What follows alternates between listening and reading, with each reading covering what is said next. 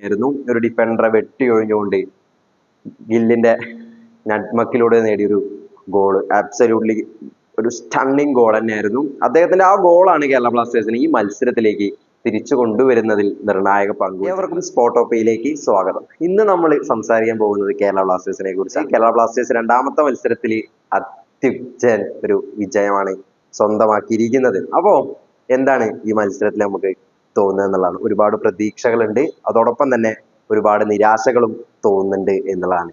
എന്തൊക്കെയാണ് പ്രതീക്ഷകൾ എന്നുള്ളതാണ്. ഒന്നാമത്തെ കാര്യം നോയുടെ പെർഫോമൻസ് തന്നെയാണ്. അദ്ദേഹത്തിന്റെ ഒരു ഇൻഡിവിജ്വൽ സ്കില്ല്, അദ്ദേഹത്തിന്റെ ഇൻഡിവിജ്വൽ ആയിട്ടുള്ള പെർഫോമൻസ് ഒക്കെ ഈ കളിയിൽ നിർണായകമായിട്ട് നമുക്ക് സ്വാധീനിച്ചിട്ടുണ്ട് എന്നുള്ളത് തന്നെയാണ് എനിക്ക് തോന്നിയിട്ടുള്ളത്. ആദ്യ ഗോൾ അദ്ദേഹം നേടുന്നത് വാവ്, അബ്സല്യൂട്ട്ലി ഒരു സ്റ്റണ്ണർ ഗോൾ തന്നെയായിരുന്നു. ഒരു ഡിഫൻഡറെ വെട്ടി ഒഴിഞ്ഞുകൊണ്ട് ഗില്ലിന്റെ നട്മക്കിലൂടെ നേടിയൊരു ഗോൾ. ആബ്സല്യൂട്ട്ലി ഒരു സ്റ്റണ്ണിങ് ഗോൾ തന്നെയായിരുന്നു. അദ്ദേഹത്തിന്റെ ആ ഗോളാണ് കേരള ബ്ലാസ്റ്റേഴ്സിനെ ഈ മത്സരത്തിലേക്ക് തിരിച്ചു കൊണ്ടുവരുന്നതിൽ നിർണായക പങ്കുവച്ചിട്ടുള്ളത്. അപ്പോൾ അദ്ദേഹത്തിന്റെ പെർഫോമൻസ് നമുക്ക് പറയാതിരിക്കാൻ പറ്റില്ല. അദ്ദേഹം ആ ലെഫ്റ്റ് വിങ്ങിൽ വരുത്തുന്ന ഒരു സ്വാധീനം, അദ്ദേഹത്തിന്റെ കളി മികവ്, ഇൻഡിവിജ്വൽ സ്കില്ല്, അതുപോലെ തന്നെ ടെക്നിക്കൽ മികവും ഒക്കെ ശരിക്കും ഈ കേരള ബ്ലാസ്റ്റേഴ്സിനെ പല രീതിയിൽ ബാധിച്ചിട്ടുണ്ട് എന്നുള്ളതാണ് എനിക്ക് പേഴ്സണലി തോന്നുന്നത്. അടുത്തത് പറയാനുള്ളത് മിഡ്ഫീൽഡിലുള്ള ഒരു ഡോമിനൻസ് ആണ്. നമുക്ക് ഒന്നാമത്തെ മത്സരത്തിൽ നമ്മൾ വിട്ടുപോയൊരു ഘടകമായിരുന്നു ശരിക്കും മിഡ്ഫീൽഡിലുള്ള ഒരു ഡോമിനൻസ് എന്നുള്ളത്.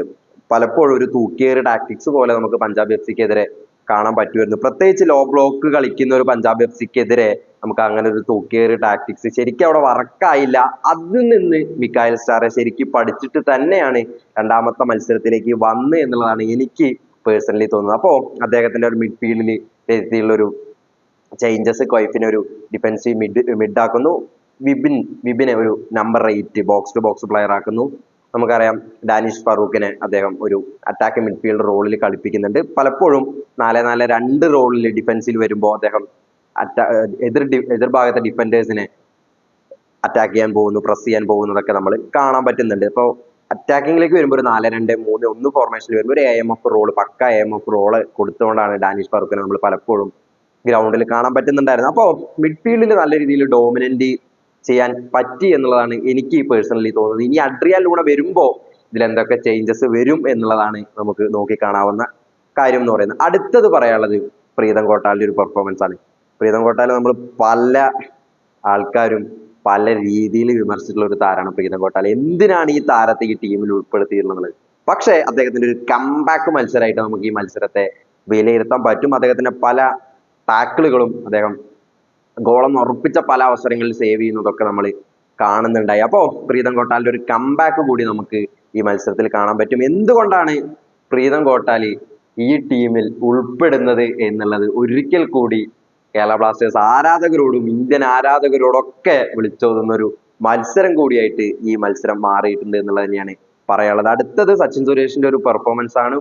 പലതും ഗോളെന്ന് ഉറപ്പിച്ച പല അവസരങ്ങളും അദ്ദേഹത്തിന്റെ ഇൻഡിവിജ്വൽ സ്കില്ലുകൊണ്ട് അദ്ദേഹം സേവ് ചെയ്യുന്നതൊക്കെ നമ്മൾ കണ്ടു. അങ്ങനെ അബ്സല്യൂട്ട്ലി ഒരു ബ്യൂട്ടിഫുൾ ഗോൾ കീപ്പർ തന്നെ ആയിട്ടാണ് ഈ കളിയിലും സച്ചിൻ സുരേഷ് കളിച്ചിട്ടുള്ളതെന്നാണ് പറയാനുള്ളത്. ഇനി അടുത്തത് നിരാശകളെ കുറിച്ചാണ്. എന്താണ് ഇതിൽ തോന്നിയിട്ടുള്ള നിരാശകൾ എന്നുള്ളതാണ്.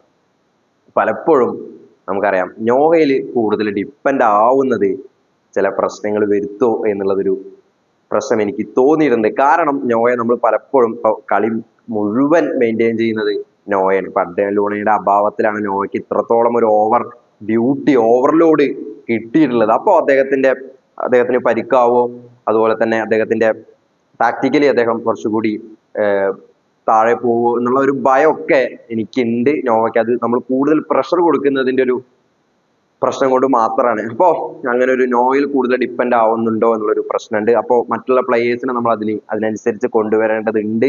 ഐമൻ ആയാലും അതുപോലെ തന്നെ അഡ്രിയാൻ ലൂണ ആയാലും മറ്റുള്ള പ്ലേയേഴ്സിനൊക്കെ അതിനനുസരിച്ചും മറ്റുള്ള പ്ലേയേഴ്സിനും കൂടി ആ ഒരു ഓവർലോഡ് കൊടുക്കാതെയുള്ള ഒരു മാറ്റം നമ്മൾ പ്രതീക്ഷിക്കേണ്ടതുണ്ട് എന്നുള്ളതൊക്കെയാണ് എനിക്ക് തോന്നിയത്. അടുത്തത് റൈറ്റിലാണ് എനിക്ക് തോന്നിയ ഒരുപാട് നിരാശകൾ. റൈറ്റ് ബാക്കും അതുപോലെ തന്നെ രാഹുൽ KP, റൈറ്റ് വിങ്ങറായിട്ട് കളിക്കുന്ന രാഹുൽ KP.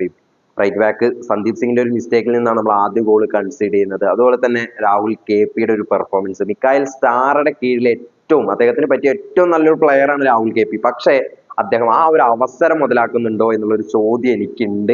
പലപ്പോഴും അദ്ദേഹം ടാക്ടിക്കലിയും അതുപോലെ തന്നെ മിഡ്ഫീൽഡിലൊക്കെ നല്ല രീതിയിൽ കളിക്കുന്നുണ്ട്. നല്ല രീതിയിൽ ഇപ്പോൾ ഒരു രണ്ടാമത്തെ ഗോൾ അവസരങ്ങളിൽ അദ്ദേഹം നടത്തിയ ഒരു ടാക്കിളാണ് ആ രണ്ടാമത്തെ ഗോളിലേക്ക് വഴി തുറന്ന് വിട്ടത്. അപ്പൊ അങ്ങനെ അദ്ദേഹം മിഡ്ഫീൽഡിൽ നല്ല രീതിയിൽ കളിക്കുന്നുണ്ട്. പക്ഷേ അദ്ദേഹത്തിന്റെ ഒരു ഗോളടി മികവ് ഒരു പ്രശ്നമാവുന്നുണ്ടോ എന്നുള്ളതാണ് എൻ്റെ ഒരു ചോദ്യം. ഇപ്പോ സന്ദീപ് സിംഗിന്റെ ഒരു ക്രോസ് വരുന്നുണ്ട്, രാഹുൽ കെ പി അത് ഹെഡ് ചെയ്യുന്നുണ്ടെങ്കിലും അത് പുറത്തോട്ടാണ് പോകുന്നത്. അങ്ങനെ ഒരു ഗോളടി മികവ് കുറഞ്ഞു പോയോ എന്നുള്ളൊരു പ്രശ്നമാണ് രാഹുൽ കെ പിയിൽ ഉള്ളത്. അത് ഡിഫൻസീവില് നമ്മൾ ചില പ്രശ്നങ്ങളുണ്ട്, ഒരുപാട് ഗോളുകൾ നമ്മൾ കൺസീഡ് ചെയ്യുന്നുണ്ട്. അപ്പൊ അതൊക്കെ ഒരു പ്രശ്നം തന്നെയാണ് എന്നുള്ളതാണ് എനിക്ക് പറയാനുള്ളത്. ഈ ഒരു ക്ലീൻ ഷീറ്റ് നേടേണ്ടത് ബ്ലാസ്റ്റേഴ്സിനെ സംബന്ധിച്ചിടത്തോളം വളരെ അനിവാര്യമാണ്, പ്രത്യേകിച്ച് ഡിഫൻസിന് ഒരു കോൺഫിഡൻസ് നൽകുന്നതിന് വേണ്ടി. അപ്പോ അങ്ങനെ ഒരുപാട് പ്രതീക്ഷകളും നിരാശകളൊക്കെ നൽകിക്കൊണ്ടാണ് ഇപ്പൊ രണ്ടാമത്തെ മത്സരം നമ്മുടെ മുന്നിലൂടെ കടന്നുപോയിക്കൊണ്ടിരിക്കുന്നത്. അപ്പൊ എന്താണ് ഈ ഒരു കളിയെ കുറിച്ചുള്ള നിങ്ങളുടെ അഭിപ്രായങ്ങൾ എന്തായിരിക്കും, കേരള ബ്ലാസ്റ്റേഴ്സിന്റെ ഭാവി എന്നുള്ളതൊക്കെ നിങ്ങൾ കമന്റ് ബോക്സിൽ രേഖപ്പെടുത്തുക. അപ്പോ പുതിയൊരു വീഡിയോ ആയിട്ട് വീണ്ടും കാണാം. അതുവരേക്കും ബൈ.